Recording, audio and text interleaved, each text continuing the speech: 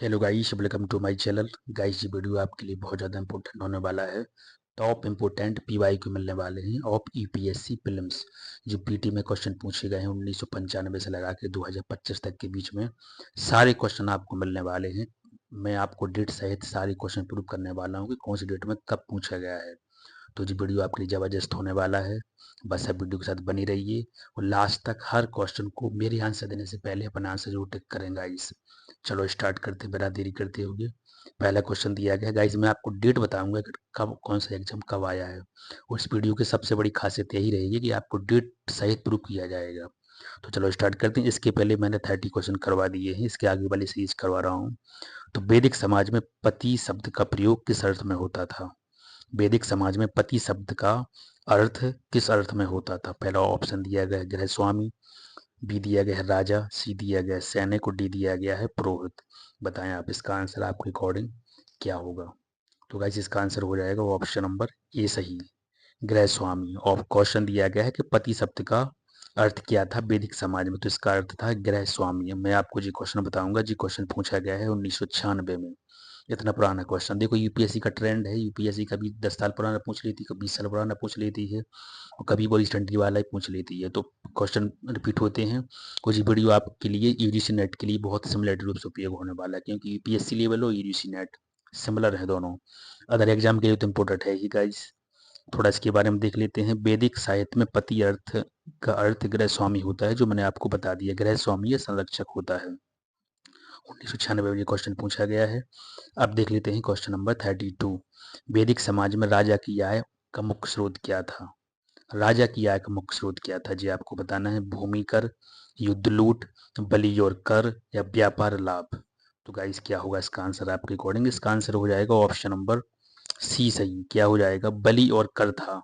क्या गाइस? वैदिक समाज में राजा की आय का मुख्य स्रोत क्या था? वो था बलि और कर। मैं कोशिश करूंगा कि आपको क्लास में ही आंसर पूरा रट जाए, आंसर आपको यही बन जाए। 2-3 बार मैं बोलूंगा तो आपके माइंड में वो परमानेंट तरीके से बैठ ही जाएगा गाइस। देखो जी, क्वेश्चन पूछा गया है 2021 2001 में पूछा गया है, 2001 में पूछा गया है। राजा की आय का प्रमुख साधन बलि और कर था, ना कि स्थायी भूमि कर। अब देख लेते हैं क्वेश्चन नंबर 33 नंबर का। ऋग्वेद में पुर शब्द का अर्थ क्या है? ऋग्वेद में पुर शब्द का अर्थ क्या है? किला या नगर, अनाज भंडार, देवता का नाम या सभा भवन। यदि आपने थोड़ा बहुत ऋग्वेदिक काल में जानकारी पढ़ी है या कहीं ना कहीं वीडियो कुछ देखा हुआ है या इसके बारे में आपको जो जानकारी, तो आप कहीं ना कहीं आंसर टिक से करी सही कर लेंगे गाइस। इसका आंसर हो जाएगा ऑप्शन नंबर ए सही, किला या नगर। क्या गाइस? ऋग्वेद में पुर शब्द का अर्थ क्या था? तो वह था किला और नगर। थोड़ा इसके बारे में देख लेते हैं। पुर शब्द से दुर्ग, किला या बस्ती का बोध होता है। क्या होता है गाइस? इससे मतलब जो पता लगता है कि दुर्ग है, किला है या बस्ती हो। जो क्वेश्चन पूछा गया है 99 में। आप समझ सकते हो, सारे क्वेश्चन यूपीएससी में पूछे गए क्वेश्चन हैं। आप देख लेते हैं 34 नंबर का क्वेश्चन गाइस। ऋग्वेद में सबसे अधिक उल्लेखित नदी कौन सी है? गंगा, यमुना, सरस्वती या सिंधु। बताएं आप। वेरी इंपॉर्टेंट क्वेश्चन है, कई बार पूछा गया, मोस्ट रिपीटेड क्वेश्चन है जी। इसका आंसर हो जाएगा ऑप्शन नंबर सिंधु। क्या है? ऋग्वेद में सबसे अधिक उल्लेखित नदी कौन सी? तो सिंधु है, जिसका अधिक बार उल्लेख किया गया। आपको ये बताना है कि यमुना का कितनी बार, गंगा का कितनी बार। जी आप कमेंट बॉक्स में जरूर बताएं। नेक्स्ट क्वेश्चन देख लेते हैं गाइस। ऋग्वेद में सिंधु नदी का सबसे अधिक उल्लेखित है। ये तो मैंने बता ही दिया हो, जो पूछा गया है 2004 में। अब देखते हैं क्वेश्चन नंबर 35 नंबर का। ऋग्वेद में नदी स्तुति किस मंडल में है? क्या गाइस? नदी स्तुति किस मंडल में? सप्तम में, अष्टम में, नवम में, दसम में। ये क्वेश्चन थोड़ी मोर डिफिकल्ट हो जाता है।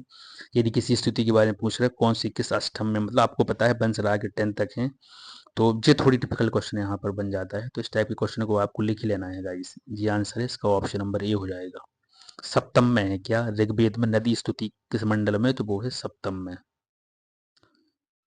सप्तम मंडल में नदी स्तुति है, जिसमें नदियों का वर्णन है। क्या गाइस? नदियों का वर्णन हो। जी क्वेश्चन 2005 में पूछा गया है।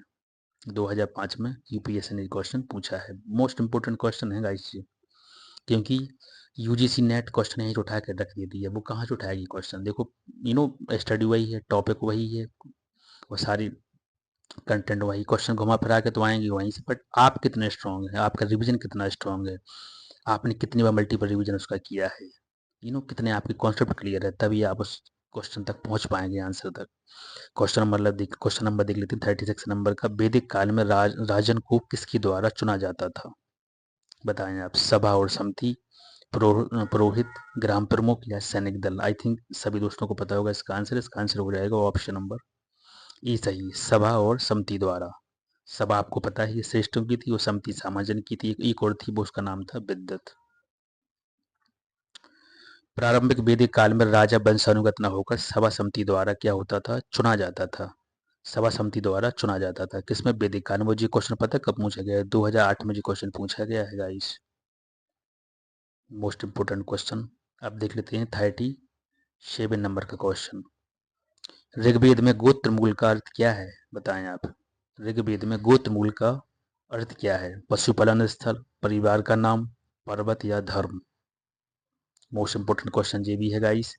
तो इसका आंसर होगा 37 का आंसर हो जाएगा ऑप्शन नंबर ए सही। पशुपालन स्थलों से बोला जाता था गोत्र का मूल, मतलब जो गोत्र का सिस्टम है ना वो यहीं से आया है। ठीक है, गाय, गो से गोत्र बन गया, और वो किसके लिए था? वो था पशुपालन स्थल के लिए, जहाँ पर सारी पशुओं को पाला जाता था। तो यहीं से गोत्र वाला सिस्टम यहीं से जमा हुआ है। जी क्वेश्चन पूछा गया है 2011 में। गोत्र का प्रारंभिक अर्थ होता है गाय रखने का स्थल। क्या होता है गाइस? गाय रखने का स्थल होता है। यह कुल वंश के लिए प्रयुक्त होता है गाइस। तो जी 2011 में क्वेश्चन पूछा गया है। अब अपन देख लेते हैं क्वेश्चन नंबर 38 नंबर का। उत्तर वैदिक काल में सबसे महत्वपूर्ण धातु कौन सी है? जी बताना है आपको। सोना है, तांबा है, लोहा है या चांदी? आई थिंक सभी दोस्तों को पता होगा, यदि आपने थोड़ा बहुत ही पढ़ा होगा, उत्तर वैदिक काल में कौन सी धातु आ गई थी जो मोस्ट इंपोर्टेंट भी थी, वो इससे आगे चल के नगरीकरण का सिस्टम भी जम गया था। तो इसका आंसर हो जाएगा ऑप्शन नंबर सी सही, लोहा थी। जो कब से कब 1000 पीसी में, मतलब वो दिखाई देने लगी थी। उसके पहले नहीं, तो उसके पहले तांबा ही था। तो इस समय लोहे का व्यापक प्रयोग कृषि और शस्त्रों में प्रयोग होने लगा था। ये क्वेश्चन पूछा गया है 1997 में। अब देखना अपन को 39 नंबर का क्वेश्चन। ऋग्वेद में जन शब्द का अर्थ क्या है? ग्राम, कबीला, जनपद या राष्ट्र? बताएं आप। ऋग्वेद में जन शब्द का अर्थ क्या है? तो गाइस इंपोर्टेंट क्वेश्चन है। इसका आंसर है 39 का आंसर हो जाएगा ऑप्शन नंबर बी सही, कबीला है। जन का अर्थ क्या है गाइस? कबीला है, कबीला। नेक्स्ट क्वेश्चन देख लेते हैं, मतलब थोड़ी इसके बारे में पढ़ लेते हैं। पहली बात तो मैं बता दूं जो क्वेश्चन 2013 में पूछा गया है। जन शब्द प्रारंभिक वेदी समाज की सबसे बड़ी इकाई थी। क्या थी गाइस? जी आप थोड़ी पता लगा लेना, मतलब पता इसका रखना आराम से कि जो जन शब्द है वो प्रारंभिक वैदिक समाज की सबसे बड़ी इकाई थी गाइस। सबसे बड़ी इकाई कौन? जन। ऑप्शन नंबर इसका हो जाएगा बी सही। और 2013 में जो क्वेश्चन पूछा गया है। 40 नंबर का क्वेश्चन देख लेते हैं। राजसूय यज्ञ का आयोजन क्यों किया जाता था? वर्षा के लिए, राजा की सार्वभौमिक सत्ता स्थापित करने के लिए, कृषि संपन्नता हेतु या युद्ध विजय हेतु? तो गाइस 40 का आंसर हो जाएगा ऑप्शन नंबर बी सही। राजा की सार्वभौम सत्ता स्थापित करने के लिए राजसूय यज्ञ का प्रयोग किया जाता है। आपको पता है राजसूय यज्ञ, अश्वमेध यज्ञ, वाजपेयी यज्ञ, सारे यज्ञ उस टाइम पे होते थे, लेकिन किसके लिए कौन होता था ये बहुत इंपॉर्टेंट है, इसका आपको पता ही होना चाहिए। पक्का क्वेश्चन बनते ही ये कोई यूपीएससी ने आईएएस ने क्वेश्चन ऐसे पूछा है, जो पूछा है 2014 में, यानी 14 में क्वेश्चन आया हुआ है। राजसूय यज्ञ से सत्ता प्रभुत्व की घोषणा करता था, मतलब कि राजसूय यज्ञ से सत्ता अपने प्रभुत्व की घोषणा करता था, जिसका ऑप्शन नंबर बी सही हो जाएगा। अब अपन देख लेते हैं question number. Next question guys दिया गया है। नेक्स्ट क्वेश्चन अपन को देखना है 41 नंबर का। वैदिक साहित्य में सभा और समिति का वर्णन कहाँ मिलता है? क्वेश्चन दिया गया गाइस 41 नंबर का। वैदिक साहित्य में सभा और समिति का वर्णन कहाँ मिलता है? वेरी इंपोर्टेंट क्वेश्चन है। पहला ऑप्शन दिया गया ब्राह्मण ग्रंथ में, बी दिया गया उपनिषद में, सी दिया गया है ऋग्वेदिक में, और डी दिया गया है यजुर्वेद में। गाइस मोस्ट इंपोर्टेंट क्वेश्चन है, कई बार पूछा भी गया है। इसका आंसर आप बताएं। सभा और समिति का वर्णन कहाँ मिलता है? Very very important question. जी क्वेश्चन यूजीसी नेट ने भी पूछा है गाइस, तो इसका आंसर हो जाएगा ऑप्शन नंबर सी सही। क्या हो जाएगा गाइस? इसका हो जाएगा ऋग्वेद। क्या हो जाएगा गाइस? इसका आंसर हो जाएगा ऋग्वेद। थोड़ा इसका देख लेते हैं इसके बारे में। पहली बात तो मैं आपको बता दूं जो क्वेश्चन पूछा गया है सन 2000 में। ऋग्वेद में सभा और समिति का उल्लेख राजनीतिक संस्थाओं के रूप में मिलता है। किसके रूप में मिलता है? राजनीतिक संस्थाओं के रूप में मिलता है। अब अपन को देखना है क्वेश्चन नंबर 42 नंबर का। ऋग्वेद में समाज की मूल इकाई क्या थी? परिवार, ग्राम, जन या राष्ट्र? वेरी वेरी इंपॉर्टेंट क्वेश्चन है। ऋग्वेदिक समाज की मूल इकाई क्या थी? तो गाइस इसका आंसर क्या होगा आपके अकॉर्डिंग? इसका आंसर हो जाएगा ऑप्शन नंबर ए सही। जो क्वेश्चन पूछा गया है 2009 में। कब पूछा गया? इस 2009 में जो क्वेश्चन पूछा गया है। वैदिक समाज की सबसे छोटी इकाई क्या थी? तो वो थी, मतलब वैदिक समाज की सबसे छोटी इकाई परिवार थी। ऑप्शन नंबर इसका ही सही हो जाएगा। अब देखते हैं 43 नंबर का क्वेश्चन। पुरोहित का कार्य क्या था? सेना का संचालन, धार्मिक अनुष्ठान करना, व्यापार देखना या ग्राम प्रशासन? नेक्स्ट क्वेश्चन दिया गया है, पुरोहित का कार्य क्या था? सेना का संचालन, धार्मिक अनुष्ठान करना, व्यापार देखना या ग्राम प्रशासन? तो गाइस 43 का आंसर हो जाएगा ऑप्शन नंबर बी सही, धार्मिक अनुष्ठान करना। वेरी इंपॉर्टेंट क्वेश्चन है। जे भी देखो, जो क्वेश्चन पूछा गया है 2015 में। देखो क्वेश्चन कठिन नहीं आते, मैं आपको बोल रहा हूँ। यदि आपके कॉन्सेप्ट क्लियर हैं, यदि आपने थोड़ी भी क्वेश्चन स्टोरी बेस्ड पढ़े हुए हैं, तो आप सही आंसर कर ले जाएंगे। पुरोहित राजा और समाज के यज्ञ व धार्मिक कार्य संपन्न कराता था। 44 नंबर का क्वेश्चन देख लेते हैं गाइस। वैदिक युगों में शिक्षा का प्रमुख माध्यम क्या था? लिपि लेखन, मौखिक परंपरा यानी श्रुति, या ताड़पत्र लेखन या मिट्टी की पट्टिकाएं? इंपोर्टेंट क्वेश्चन है। वैदिक युगों में शिक्षा का प्रमुख माध्यम क्या था? माध्यम बताना है आपको। तो इसका आंसर हो जाएगा ऑप्शन नंबर बी सही, मौखिक परंपरा थी। नोट उस टाइम पे पता है जो वेद थे वो लिखी नहीं थी, रिटन बेस में नहीं थी। मतलब आप पुरुषों को क्यों बोला गया है पुरुषों द्वारा? मतलब उसको यू नो जी समझो को भगवान ने बोले, ऋषि मुनि उन्होंने सुने। बस आगे चले के उनको छठी शताब्दी के बाद, या आप समझो कि गुप्त काल में इनको संकलन किया गया, लिखा गया है। वो मूल रूप से लिखा गया है 14 शताब्दी में। तो काफी इसकी इतिहास है, लेकिन उस टाइम पे नहीं थी। जो आपको समझना है, वैदिक समाज में जो वेद थे ना, वो रिटन में नहीं थे, सिर्फ और सिर्फ मौखिक रूप में ही उनको बोला गया है। और ऋषि मुनि ने फिर बाद में आके उनको, जो ऋषि मुनि की जो भाषा थी, बाद में उनको आके छठी से लगा के गुप्त काल और 14वीं शताब्दी में अंत रूप से उनका संकलन किया गया है। वैदिक समाज श्रुति और स्मृति परंपरा से पीढ़ी दर पीढ़ी संचालित हुआ है। और जो क्वेश्चन 1996 में पूछा गया है, बहुत पुराना क्वेश्चन है गाइस। 45 नंबर का देख लेते हैं। ऋग्वेदिक काल में किस वर्ण का उद्भव सबसे बाद में माना जाता है? ब्राह्मण का, क्षत्रिय का, वैश्य का या शूद्र का? तो आई थिंक सभी दोस्तों को पता होगा, इजी क्वेश्चन है। इसका आंसर है शूद्र। ऑप्शन नंबर इसका डी सही आंसर हो जाएगा गाइस। और जो क्वेश्चन 2016 में पूछा गया है, कब पूछा गया है गाइस? 2016 में जो क्वेश्चन पूछा गया है, वो पुरुष सूक्त ऋग्वेद मंडल का कौन सा था? जो पुरुष सूक्त का वर्णन है वो था ऋग्वेद के 10वें मंडल में था। उसमें था जी उल्लेखित, किसको? शूद्र को किया गया था। यानी शूद्र को उल्लेखित ऋग्वेद के 10वें मंडल में किया गया था, पुरुष सूक्त में। कौन से? पुरुष सूक्त में। जी आपको समझना है इसके बारे में, इंपॉर्टेंट क्वेश्चन है गाइस। कई बार मोस्ट रिपीटेड क्वेश्चन है पुरुष सूक्त वाला, कई बार एग्जाम में पूछा गया, पीएससी का तो फेवरेट क्वेश्चन है। अश्वमेध यज्ञ का उद्देश्य क्या था? कृषि संपन्नता, राज्य की सीमाएं विस्तार करना, देवताओं को प्रसन्न करना या वर्षा कराना? तो गाइस इसका आंसर हो जाएगा ऑप्शन नंबर बी सही, राज्य की सीमाएं विस्तार करना। क्या था अश्वमेध यज्ञ का मतलब? था आपको पता है अश्वमेध जब यज्ञ हुआ था, भगवान राम जी ने करवाया था, तो क्या था? जब उन्होंने घोड़ा को छोड़ दिया था, तो जहां तक वो गया वहां तक उस राजा की पूरी वो संपत्ति मानी जाती थी, मतलब उसका पूरा विस्तार वहां तक माना जाता था।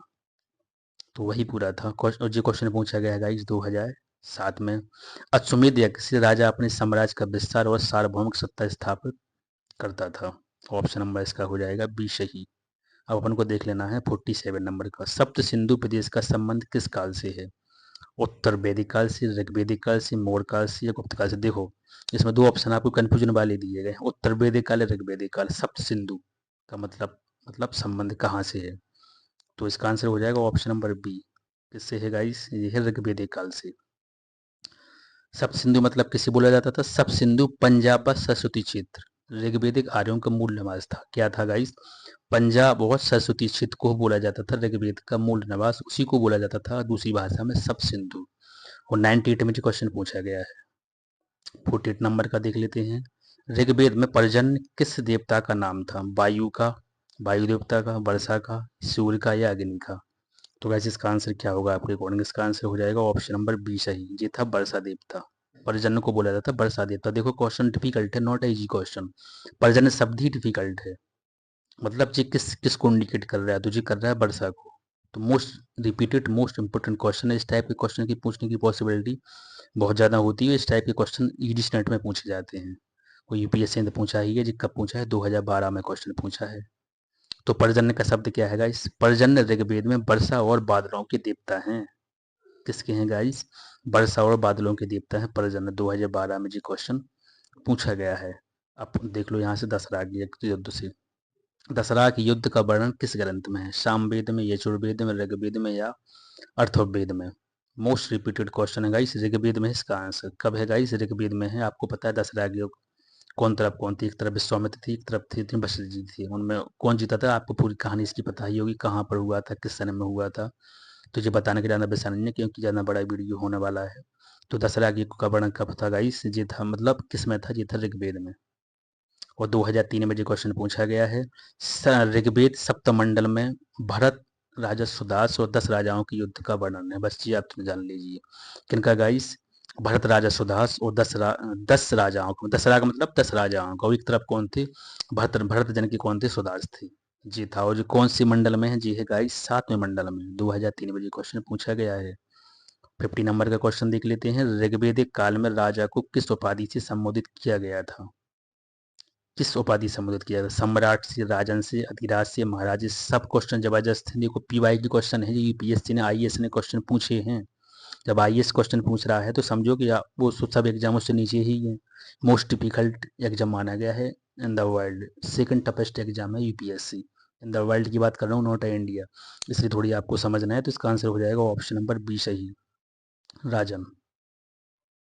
प्रारंभिक वैदिक काल में शासक को राजन कहा जाता था, और ये पूछा गया है सन 2002 में। कब पूछा गया है? सन 2002 में ये क्वेश्चन पूछा गया है। तो गाइस ये रहा वीडियो जो अपन ने फिनिश कर लिया है। सारे क्वेश्चन पढ़ लिए हैं, सारी डेट भी देख ली है, थोड़ी उसके बारे में एक दो लाइन भी पढ़ ली है जो इंपॉर्टेंट थी। ये रहा वीडियो गाइस। आपको नेक्स्ट जी सीरीज आपको कंटिन्यू मिलने वाली, सारी स्टेज में ऐसे ही करवाने वाला हूँ। आपको सारी पीवाई को लेके आऊँगा यूपीएससी के, एंड साथ साथ में मैं आपको यूजीसी नेट के भी पीवाई को लेके आऊँगा। मतलब डिफिकल्ट से डिफिकल्ट चीज़ें आपको मिलने वाली जो ऑलरेडी एग्जाम में पूछी गई हैं। कुछ क्वेश्चन मैं आपको एक्सपेक्टेड भी उसमें ऐड कर दूंगा। बस आपको क्या करना है, चैनल के साथ कंटिन्यू बनी रहना है, लाइक भी करना है, शेयर भी करना है, और ग्रुप में जरूर शेयर करना है, ताकि और भी दोस्तों को इस इंपॉर्टेंट वीडियो की फायदा मिल सकेगा। इस चलो मिलते हैं जल्द से जल्द नेक्स्ट वीडियो में। जय हिंद, जय भारत, जय श्री राम।